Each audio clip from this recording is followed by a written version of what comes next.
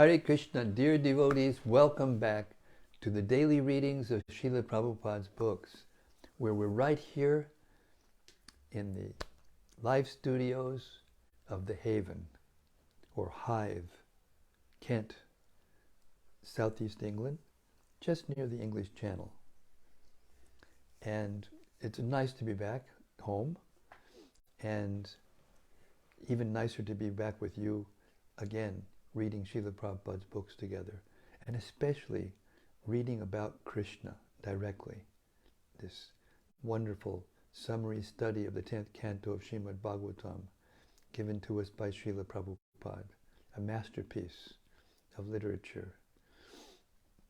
So potent because it can make us attracted to Krishna and attached to Krishna. And this is the goal of all of our austerities and of all of our service and everything that we do. The goal is to actually become attached to Krishna and help make others attached to Krishna. This is the way into Krishna's heart. We talk a lot about how we have to have faith in Krishna, but maybe sometimes we might not always remember how important it is to act in such a way that Krishna will be attracted or have faith in us.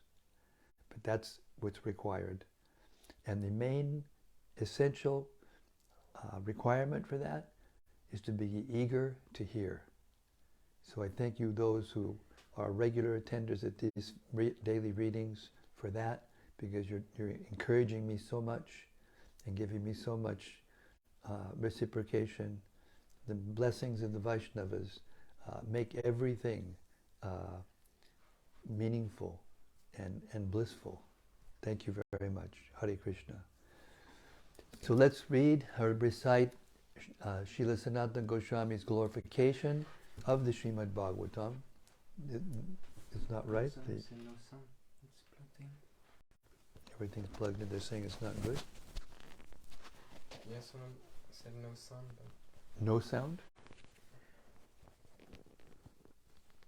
Hare Krishna. We've just been told by someone out there that there's no sound, but everything seems to be plugged in properly. And we're checking, double checking. Rachi said it's fine. Okay. All right. Śrīmad-Bhāgavata Mahima Stotram, the nicest glorification of the Bhagavatam in a very short, succinct stotra. And it goes like this. Sarva Shastrabdi Piyusha, Sarva Vedaika Satpala, Sarva Siddhanta Ratnaja, Sarva Lokaika Drikprada. O nectar from the ocean of all scriptures, singular fruit of all the Vedas, rich mine of the precious gems of all conclusive truths. You are the only giver of sight to all the worlds. Sarva Bhagavata Prana, Śrīmad-Bhāgavata Prabho, Kalidvandodita Ditya, Sri Krishna Parivartita. O life air of all the Supreme Lord's devotees, O Master, Śrīmad-Bhāgavatam, you are the sun risen in the darkness of Kali. You are the exact image of Sri Krishna. Paramananda Pataya, Prema Varshakshadayate, Sarvada Sarvasevyaya, Sri Krishnaya Namostume. I bow down to you, who are supremely blissful to read. Your every syllable pours down a flood of prema. You can always be served by everyone. You are Sri Krishna himself. Madeka Bando Matsangin, Madguru Mand Mahadana, Manistadaga Madbhagya, Mad Ananda Namostute.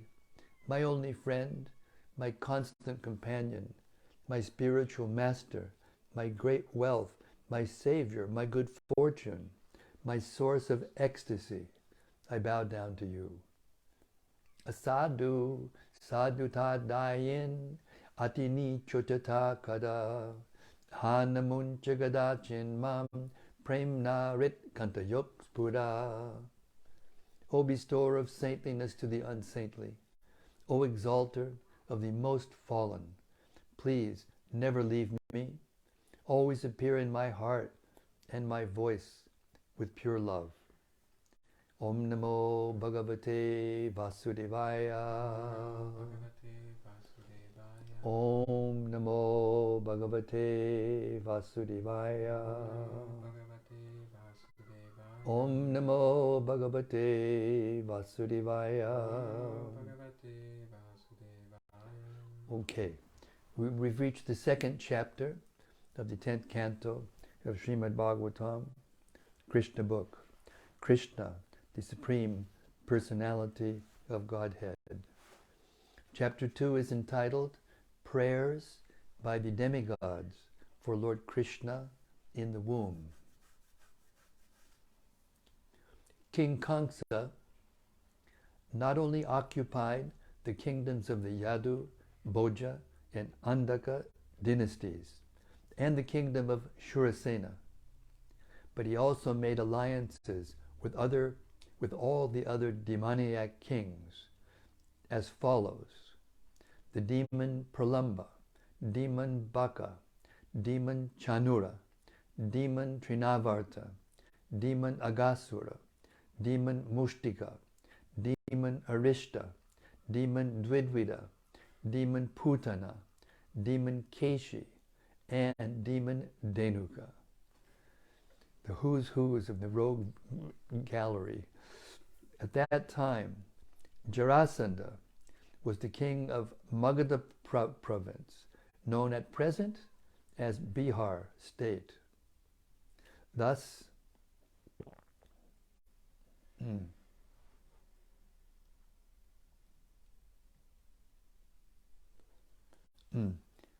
thus he was, until he was the, wait, I'll say this again, I'm sorry. Thus by his diplomatic policy, Kṛṣṇa consolidated the most powerful kingdom of his time under the protection of Jarasandha. He made further alliances with such kings as Banasura and Bhaumasura until he was the strongest. Then he began to behave most inimically toward the Yadu dynasty, into which Krishna was to take his birth. Being harassed by Kṛṣṇa, the kings of the Yadu, Bhoja, and Andaka dynasties took shelter in different states, such as the state of the Kurus, the state of the Panchalas, and the states known as Kekaya, Shalva, Vidarbha, Nishada, Videha, and Koshala. Kṛṣṇa broke the solidarity of the Yadu kingdom, as well as the Bhoja and Andaka. He made his position the most solid within the vast tract of land known at that time as Bharatvarsha. When Kṛṣṇa was killing the 6 babies of Devaki and Vasudeva one after another, many friends and relatives of Kṛṣṇa approached him and requested him to discontinue these heinous activities. But all of them became worshippers of Kṛṣṇa. When Devaki became pregnant for the 7th time, a plenary expansion of Krishna, known as Ananta, appeared within her womb. Devaki was overwhelmed with both jubilation and lamentation. She was joyful, for she could understand that Lord Vishnu had taken shelter within her womb. But at the same time, she was sorry that as soon as her child would come out, Kṛṣṇa would kill him. At that time, the Supreme Personality of Godhead, Krishna, being compassionate upon the Yadus, who were fearful due to the atrocities committed by Kṛṣṇa, ordered the appearance of Yogamaya, his internal potency. Krishna is the Lord of the universe, but he is especially the Lord of the Yadu dynasty. Yogamaya is the principal potency of the personality of Godhead.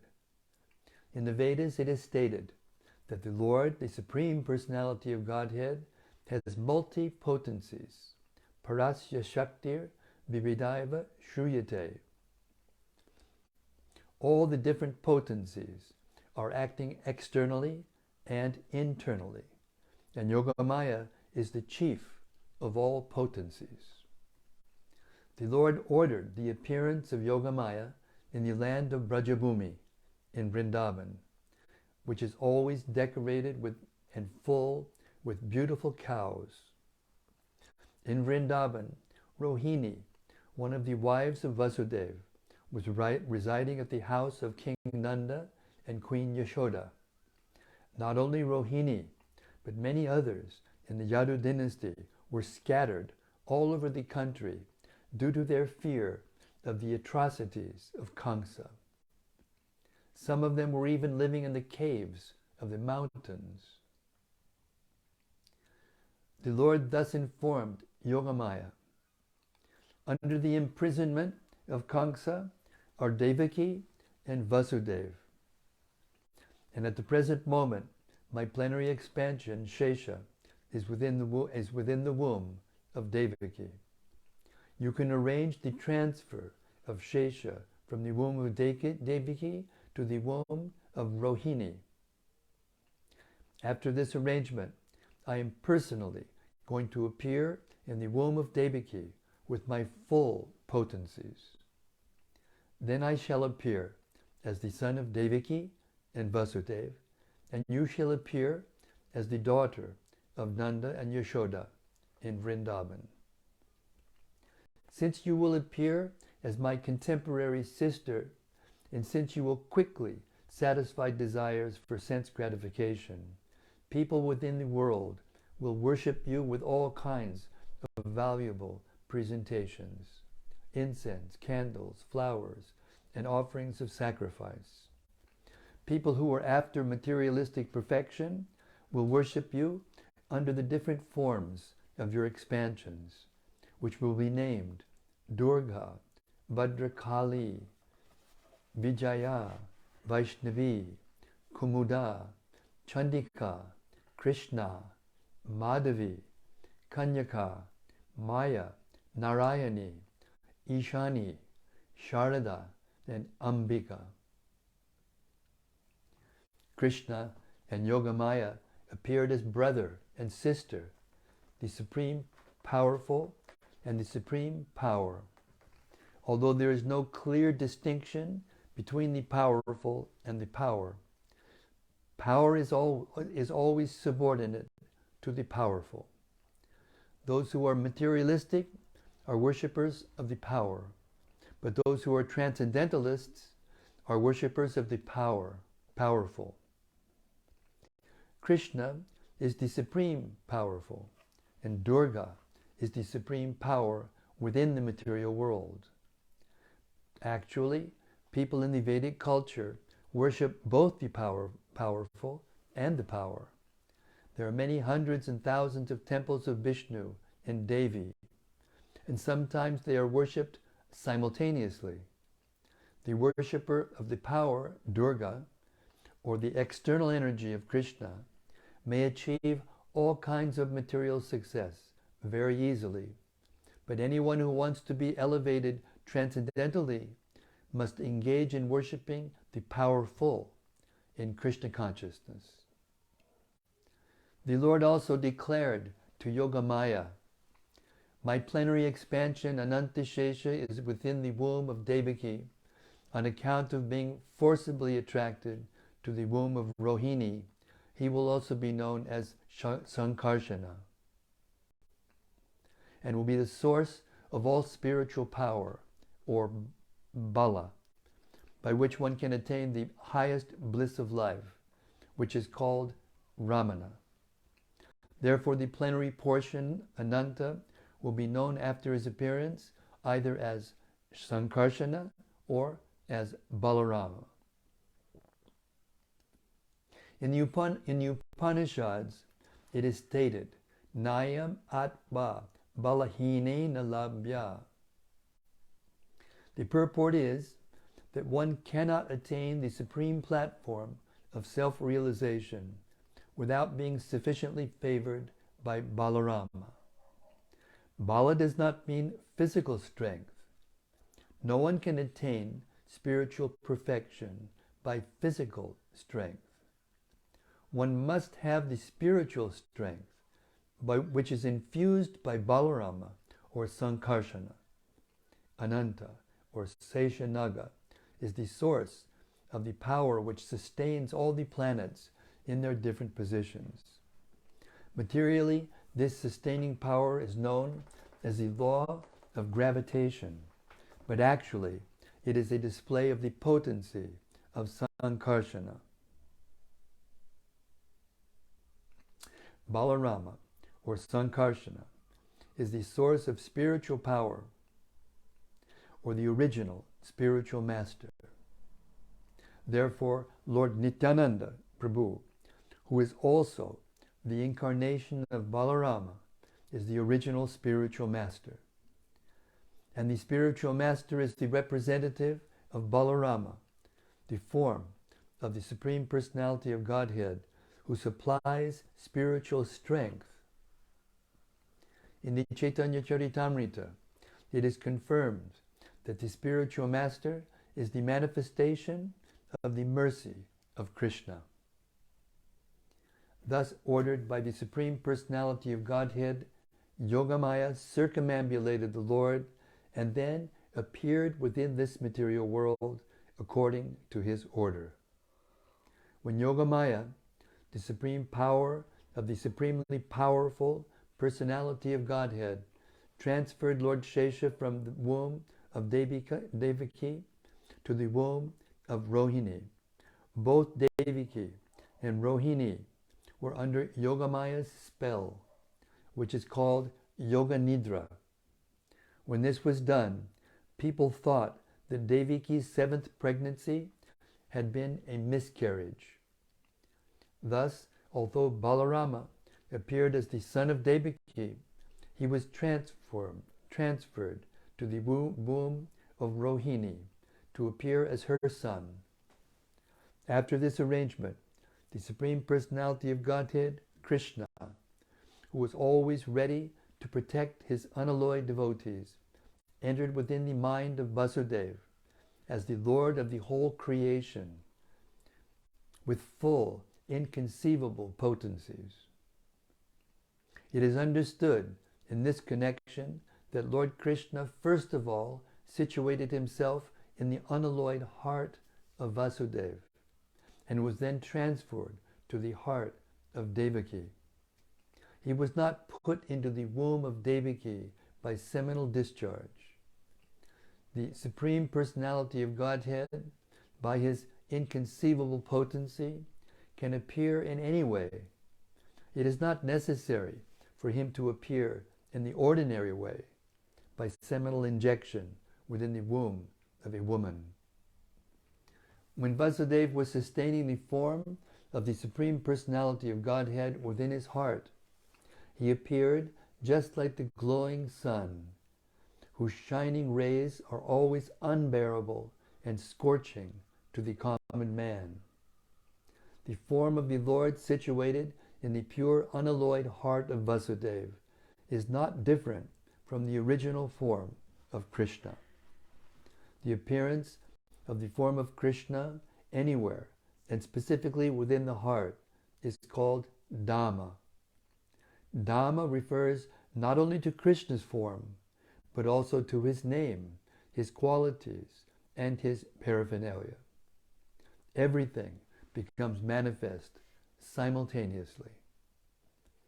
Thus, the eternal form of the Supreme Personality of Godhead, with full potencies, was transferred from the mind of Vāsadeva to the mind of Devaki. Exactly as the setting sun's rays are transferred to the full moon rising in the east. Krishna, the Supreme Personality of Godhead, thus entered the body of Devaki from the body of Vāsadeva without being subject to any of the conditions of an ordinary living entity. Since Krishna was there, it is to be understood that all his plenary expansions, such as Narayana, and incarnations like Lord Nrsimha and Varaha, were with him, and they also were not subject to the conditions of material existence. In this way, Devaki became the residence of the Supreme Personality of Godhead, who is one without a second and the cause of all creation. Devaki became the residence of the Absolute Truth, but because she was confined within the house of Kṛṣṇa, she looked just like a suppressed fire, or like misused education. When fire is kept in a jug, the illuminating rays of the fire cannot be very much appreciated. Similarly, misused education, which does not benefit the people in general, is not very much appreciated. So Devaki was kept within the prison walls of Kṛṣṇa's palace, and no one else could see her transcendental beauty, which resulted from her conceiving the Supreme Personality of Godhead. Kṛṣṇa, however, saw the transcendental beauty of his sister Devaki, and he at once concluded that the Supreme Personality of Godhead had taken shelter in her womb. She had never before looked so wonderfully beautiful. He could distinctly understand that there was something wonderful within the womb of Devaki. In this way, Kṛṣṇa became perturbed because he was sure that the Supreme Personality of Godhead, who would kill him in the future, had now come. Kṛṣṇa thought, what is to be done with Devaki? Surely she has Vishnu or Krishna within her womb. So it is certain that Krishna has come to execute the mission of the demigods. And even if I immediately kill Devaki, his mission cannot be frustrated. Kṛṣṇa knew very well that no one can frustrate the purpose of Vishnu. Any intelligent man can understand that the laws of nature cannot be violated. His purpose will be served in spite of all. Any intelligent man can understand that the laws of God cannot be violated. His purpose will be served in spite of all impediments offered by the demons, Kṛṣṇa thought. If I kill Devaki at the present moment, Vishnu will enforce his supreme will more vehemently. To kill Devaki just now would be a most abominable act. No one desires to kill his reputation, even in an awkward situation. If I kill Devaki now, my reputation will be spoiled. Devaki is a woman, and she is under my shelter. She is pregnant, and if I kill her, immediately my reputation, the results of my pious activities, and my duration of life will all be finished. He further deliberated.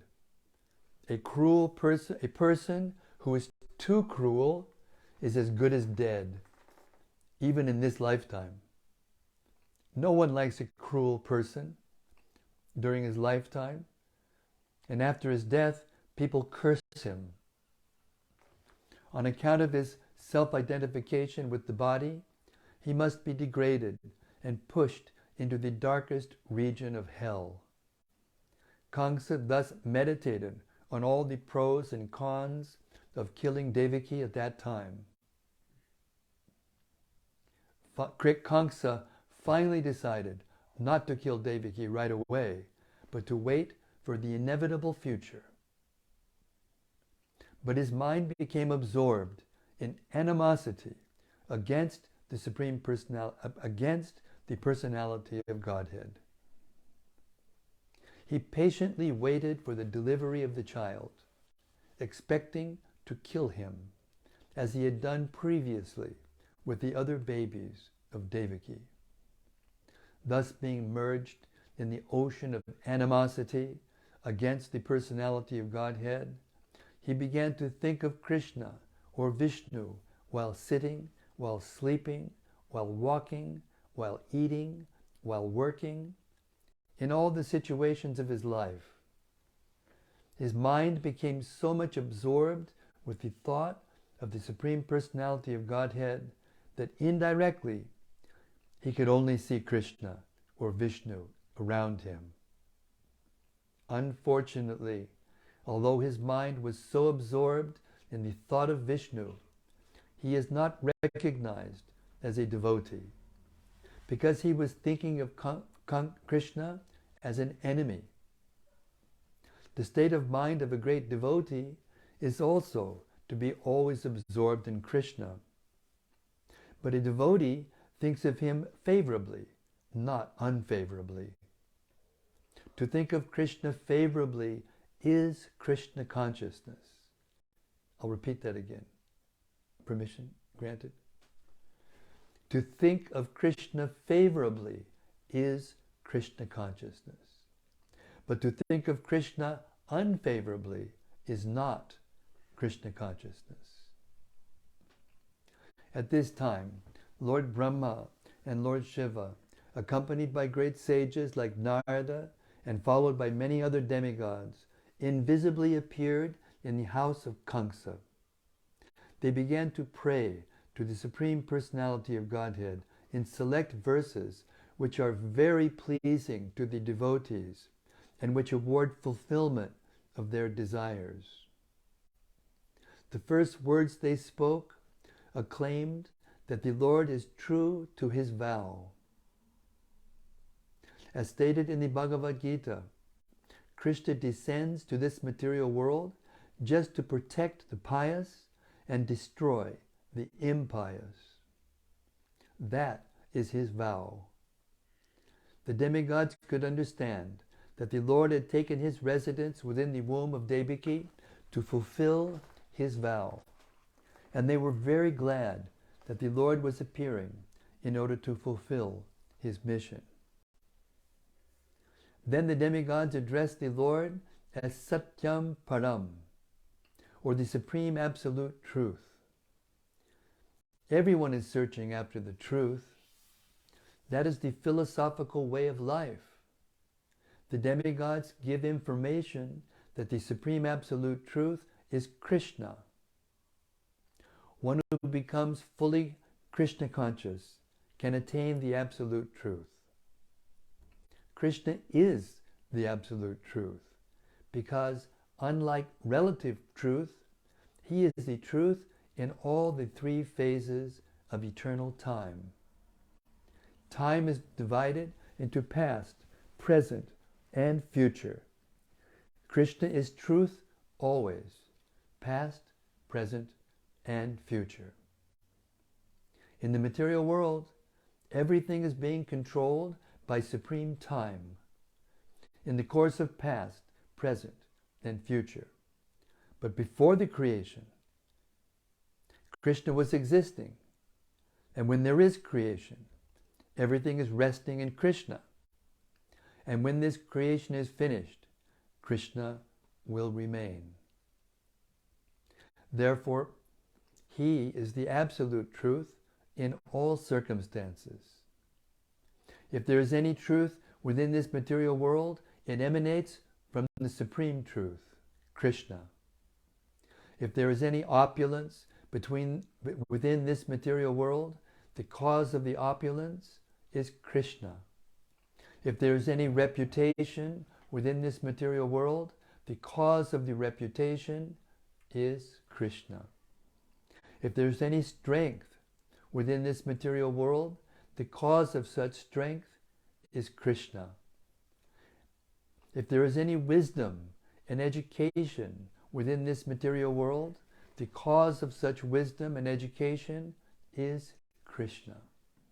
Therefore, Krishna is the source of all relative truths. This material world is composed of 5 principal elements: earth, water, fire, air, and ether. And all such elements are emanations from Krishna. The material scientists accept these 5 primary elements as the cause of the material manifestation. But the elements, in their gross and subtle states, are produced by Krishna. The living entities who are working within this material world are products of his marginal potency. In the 7th chapter of the Bhagavad Gita, it is clearly stated that the whole manifestation is a combination of 2 kinds of energies of Krishna: the superior energy and the inferior energy. The living entities are the superior energy, and the dead material elements are his inferior energy. In its dormant stage, everything remains in Krishna. The demigods continued to offer their respectful prayers under the supreme form of the personality of Godhead, Krishna, by analytical study of the material manifestation. What is this material manifestation? It is just like a tree. A tree stands on the ground. Similarly, the tree of the material manifestation is standing on the ground of material nature. This material manifestation is compared to a tree because a tree is ultimately cut off in due course of time.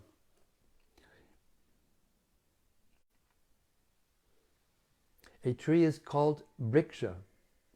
Vriksha means that thing which will be ultimately cut off.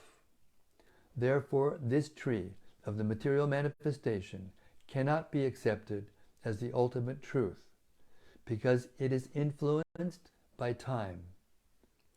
He is existing, but Krishna's body is eternal. He existed before the material manifestation. He is existing while the material manifestation is continuing, and when it will be dissolved, he will continue to exist. Therefore, only Krishna can be accepted as the absolute truth. The Katha Upanishad also cites this example of the tree of the material manifestation standing on the ground of material nature. This tree has 2 kinds of fruits: distress and happiness. Those who are living in the tree of the body are just like 2 birds. One bird is the localized aspect of Krishna, known as the Paramatma, and the other bird is the living entity. The living entity is eating the fruits of this material manifestation. Sometimes he eats the fruit of happiness, and sometimes he eats the fruit of distress.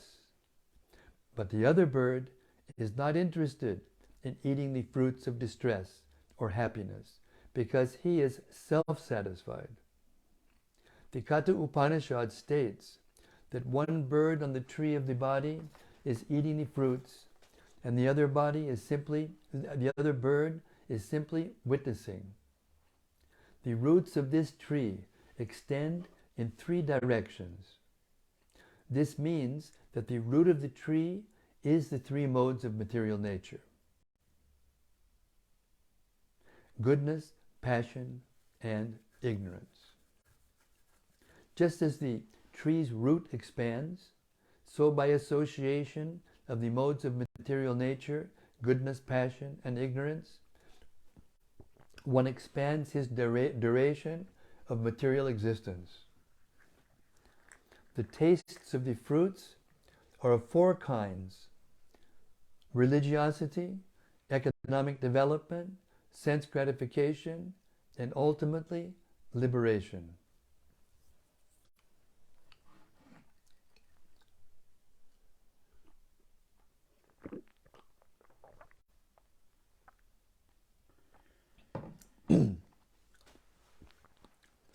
Practically, All material work is performed in ignorance. But because there are three qualities, sometimes the quality of ignorance is covered with goodness or passion. The taste of these material fruits is accepted through five senses. The five sense organs through which knowledge is acquired are subjected to six kinds of whips: lamentation, illusion, infirmity and death, hunger and thirst. This material body, I'll repeat that again because I added an extra word "and." Anyway, it's very important. We should hear it again. The five sense organs through which knowledge is acquired are subjected to six kinds of whips: lamentation, illusion, infirmity, death, hunger, and thirst. This material body, or the material manifestation, is covered by 7 layers: muscle, blood, marrow, bone, fat, and semen. The branches of the tree are 8: earth, water, fire, air, ether, mind, intelligence, and ego. There are 9 gates in this body: the 2 eyes, 2 nostrils, 2 ears, 1 mouth, 1 genital organ, 1 rectum. And there are 10 kinds of internal air passing within the body: prana, apana, udana, vyana, samana, etc. The 2 birds seated in this tree, as explained above, are the living entity and the localized Supreme Personality of Godhead, Paramatma. The root cause of the material manifestation described here is the Supreme Personality of Godhead. The Supreme Personality of Godhead expands himself to take charge of the 3 qualities of the material world.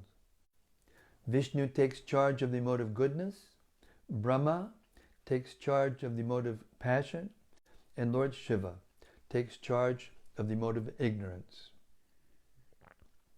Brahma, by the mode of passion, creates this manifestation.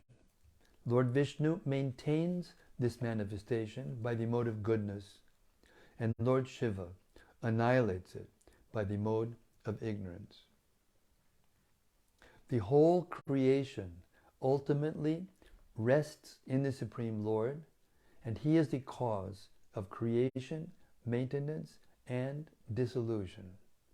And when the whole manifestation is dissolved in its subtle form as his energy, it rests within his body. At present, the demigods prayed, the Supreme Lord Krishna is appearing just for the maintenance of this manifestation. Actually, the Supreme Cause is one, but less intelligent persons, being deluded by the 3 modes of material nature, see that the material world is manifested through different causes. Those who are intelligent can see that the cause is one, Krishna.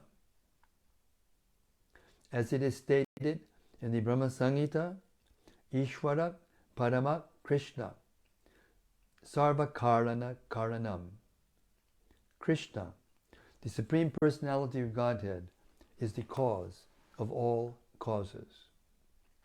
Brahma is the deputed agent for creation. Vishnu is the expansion of Krishna for maintenance, and Lord Shiva is the expansion of Krishna for dissolution.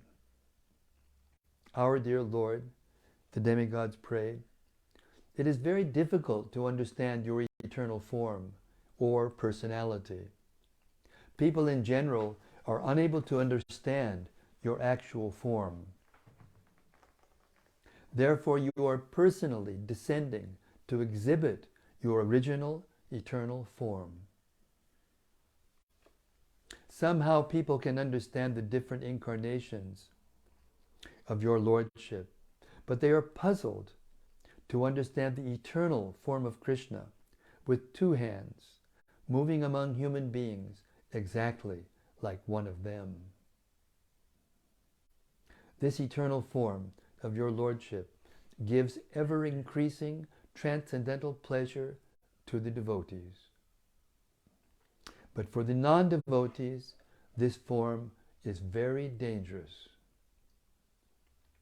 As stated in the Bhagavad Gita, Krishna is very pleasing to the sadhus, paritranaya sadhunam. But this form is very dangerous for the demons because Krishna also descends to kill the demons. He is therefore simultaneously pleasing to the devotees and dangerous to the demons.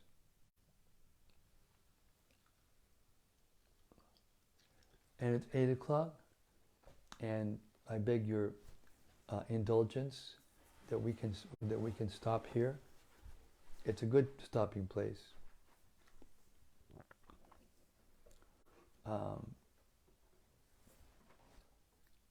Hare Krishna. This wonderful Krishna book, in which Krishna, in which Srila Prabhupada rather, weaves together all the elements in between the actual prayers of the demigods to explain what they're saying in such clear, vivid, simple English that we can actually understand the deepest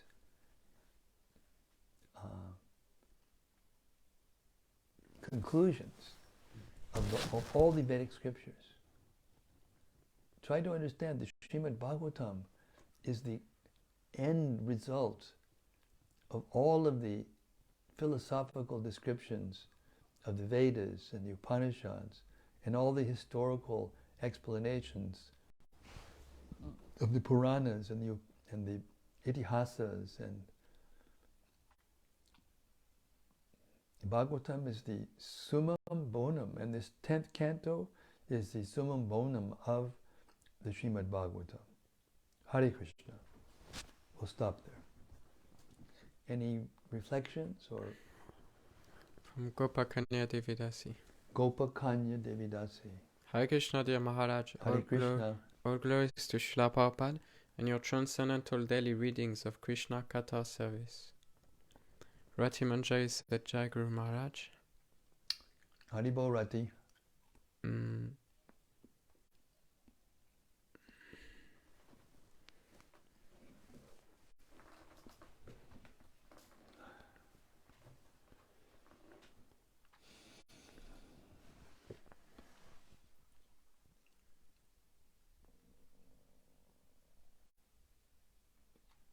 This is from Gopal Roy. Gopal Roy, Haribo. I'm honored. Dear Maharaj, thank you again for these readings and making yourself so available to us. You are keeping these Kanwales Sankirtan devotees blissful and spiritually nourished. I have placed an order for many Krishna books for distribution. Oh, nice. If I may ask, some devotees are reluctant to distribute Krishna book because it is, quote, more for those who are already devotees.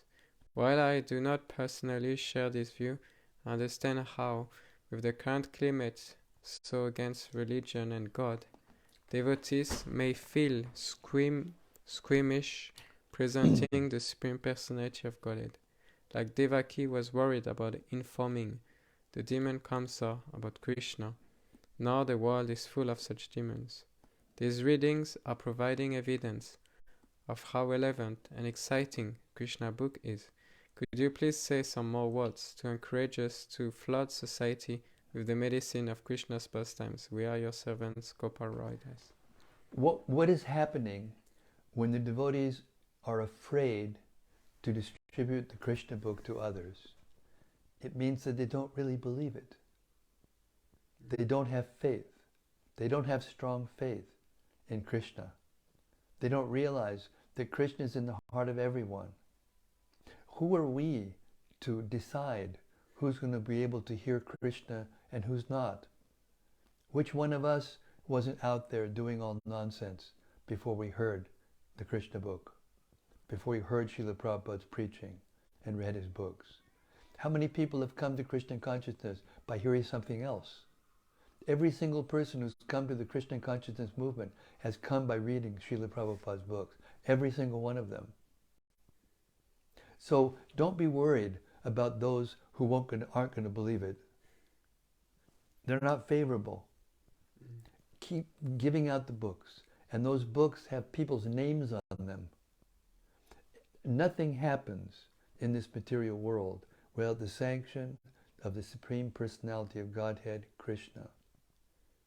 Not even a blade of grass moves in the wind without the Supreme Paramatma's influence of time influencing it. Therefore, be Krishna conscious yourself. Have full faith in Krishna as the Supreme Personality of Godhead. And Krishna will send you the people who can hear these books. And if they send other people, those people may say, oh, that Krishna, what did that Krishna, Krishna. And he'll become Krishna conscious. Even unfavorably, he'll get the mercy of Krishna. Just like Kamsa got the mercy of Krishna. It is weak faith and it is stupidity to be afraid to give Krishna to the public. Listen to Prabhupada's lectures every single day. Listen to the room conversations in which he met all kinds of people every single day. And follow in the footsteps of Srila Prabhupada. Don't be afraid.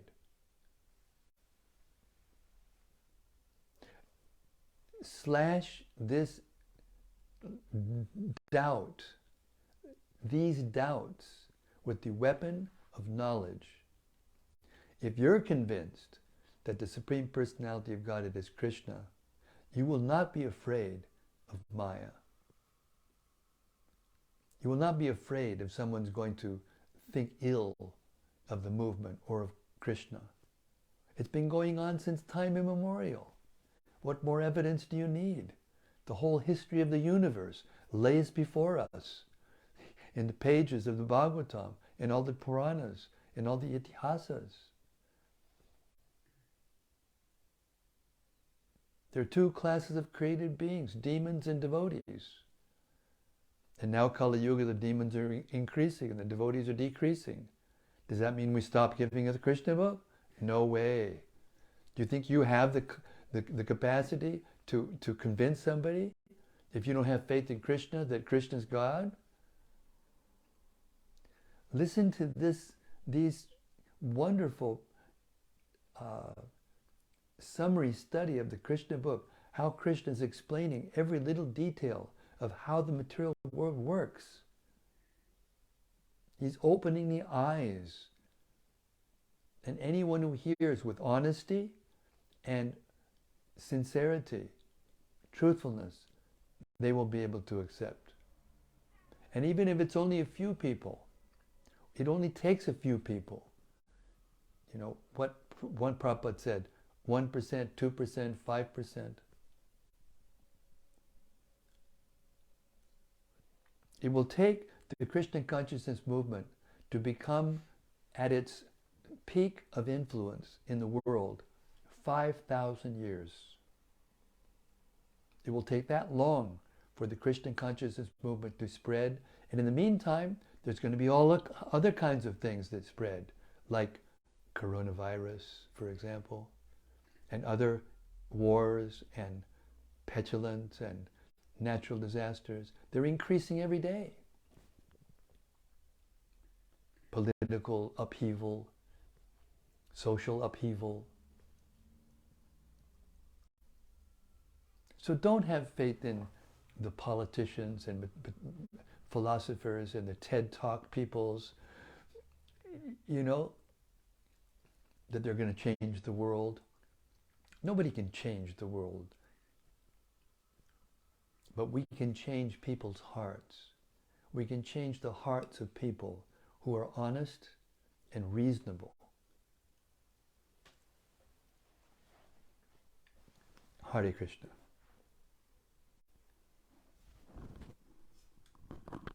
So Devidasi said, Hare Krishna Maharaj.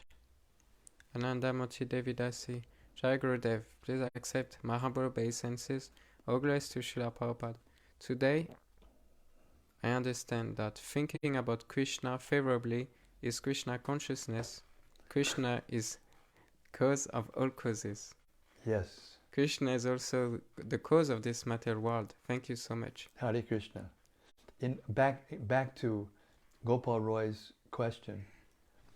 The other day, a brand new devotee, Bhakti Eden in London, was distributing the Gita to a person on the street.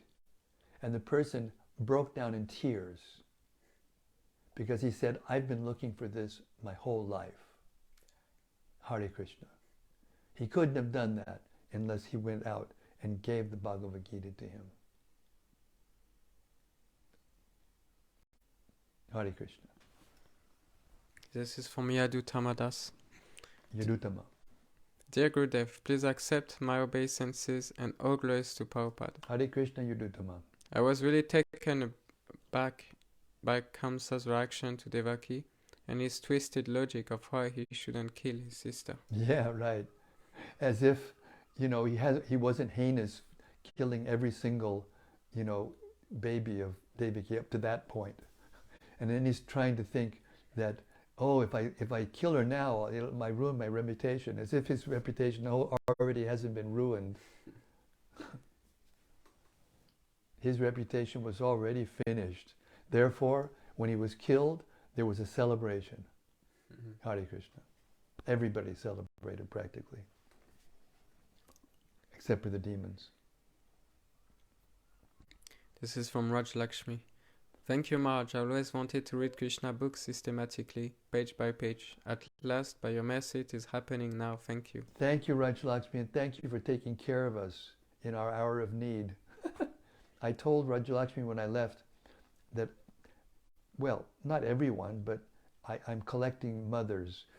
and anyone that takes care of me like you took care of me for almost 5 weeks, she's my mother. So, Mom, thank you very much. Hare Krishna. Krishna Primavati Devidasi. Hare Krishna Maharaj, Dandavat Pranams. Thank you for the reading of Krishna book and elaborating. This is from Bhaktarupa.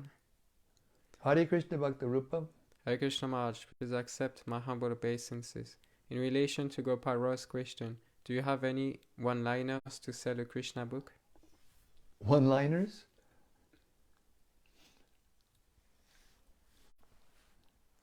Oh, yeah, there's so many things that come into my mind. I can't give you one-liner.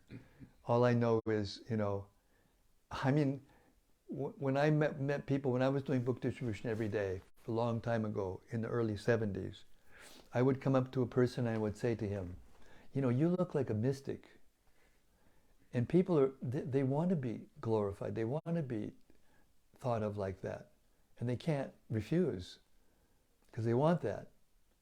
Just like when Sanatana Goswami was in jail, and then Rupa sent him a message. Said, look, I put some money in a grocery for savings. Use that money to get out of jail.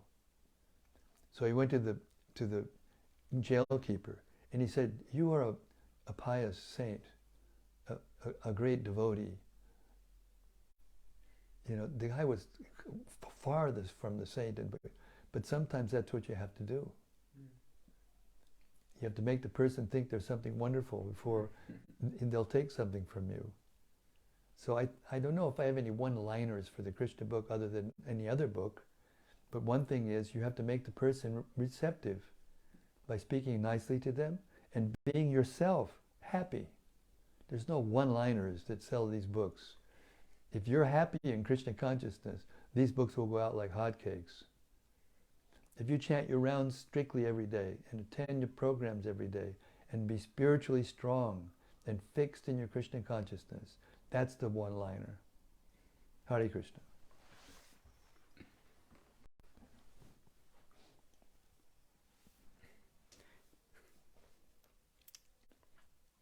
Gopara said, "Thank you much, you're like fire." Hare Krishna. Raj Lakshmi said, "Thank you much, you're very, very kind. My Dandavat pranams at your lotus feet." Hare Krishna to you. Thank you. Bhaktarupa said, "Haribol." Haribo. Thank you very much for those wonderful reflections and questions. And yes, let us be fixed in hearing the truth, and don't try to make ourselves more like materialists in order for the materialists to feel attracted to us. Let us become pure devotees so that the honest people will be attracted to us. Krishna book, ki jai. Śrīmad-Bhāgavatam, ki jai. The summum bonum, 10th canto of Śrīmad-Bhāgavatam, ki jai. Sama Beta Bhakta Brinda ki jai. Gaur Premanandi, Hari Hari Bol. See you tomorrow night, same time, same place, same topic. The goal of life. Wouldn't you like to know what the goal of life is, sir? Hare Krishna.